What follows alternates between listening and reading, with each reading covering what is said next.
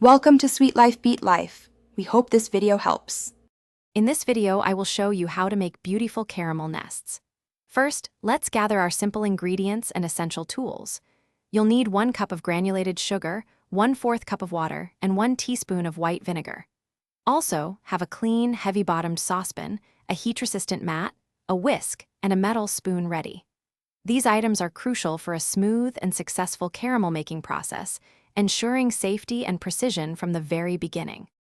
Now, let's start caramelizing the sugar.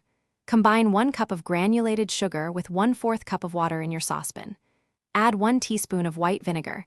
This tiny addition is key to preventing crystallization. Heat the mixture over medium-high heat, but resist the urge to stir it.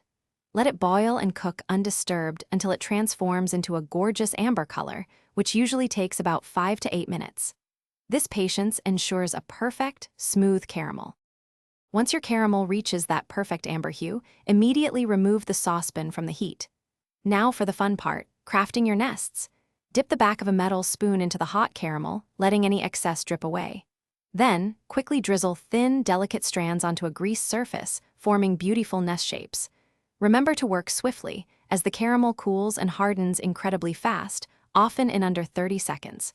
Precision and speed are your friends here. After forming your nests, allow them to cool completely for at least 5 minutes. This cooling time is essential for them to firm up properly. Once cooled, gently lift the hardened nests from your greased surface using a thin spatula. They are quite delicate, so handle them with care. Now, the exciting part, fill your beautiful caramel nests with fresh berries, a scoop of ice cream, or a light mousse. Serve them immediately to enjoy their crisp texture and impressive presentation. Thanks for watching. Consider subscribing if we helped you.